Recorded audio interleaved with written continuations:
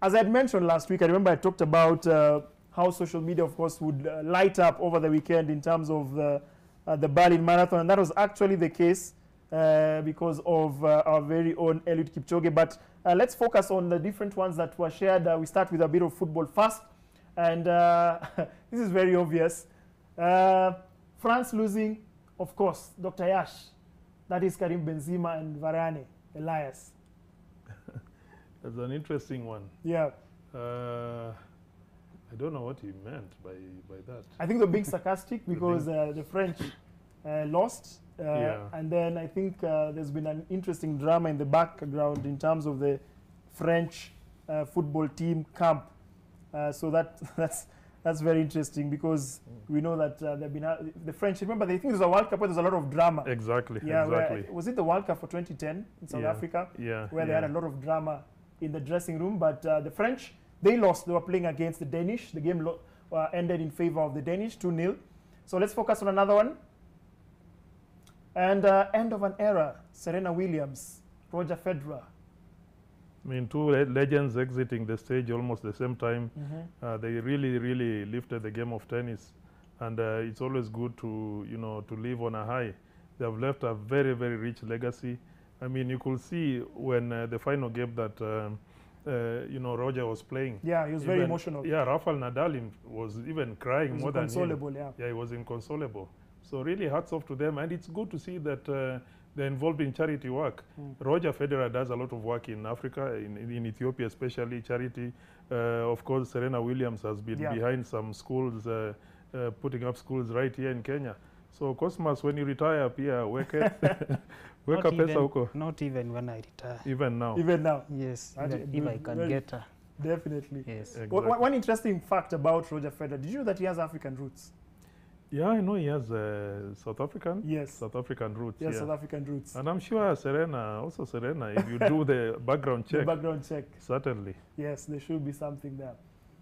Now, to the gentleman who's been trending for the past 24 hours, and this is a gentleman, Honorable William Chepkut, former MP. Former MP, yes, and he says that perhaps Nike should change their logo slightly to give it a bit more of a Kipchoge feel. Remember the Jordans that were famous in the early 90s, 2000s? They want also to have Kipchoges. Exactly, and I support that. Actually, there's a petition going around, people signing, telling Nike to do this. Because if you look at what Eliud has done for Nike, including doing research himself on development of shoes. You remember when he ran in Berlin and then the insole came out. He went to Beaverton, Oregon, the Nike headquarters, and was involved in developing, making sure that it doesn't happen again. Yes. That's how the Alpha Fly, the Zoom Vapor, came about. Yes, they came so out. he deserves that logo. Okay. And then one final one, we still focus on the gentleman you spoke about earlier, Roger Federer, and this is now the dinner that was hosted, I think, I'm assuming this is after the Lava Cup. We have, somebody was calculating, I think these are 63 Grand Slam titles amongst the four gentlemen.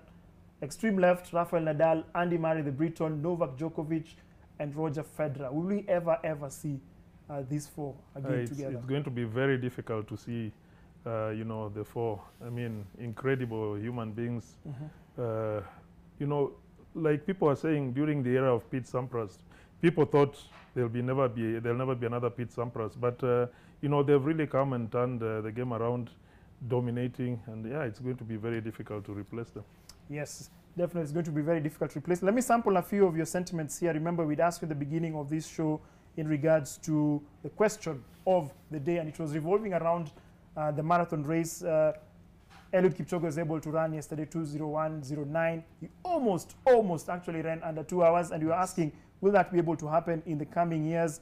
Well, a lot of feedback here in regards to that particular question. Let's read them and see here. We have at Chemaiz Korir Edwin, you say, yes, it's possible, but the biggest stumbling block is the competitions, the likes of Bekele and others, because if Kipchoge had strong competitors, he would set a record above 159.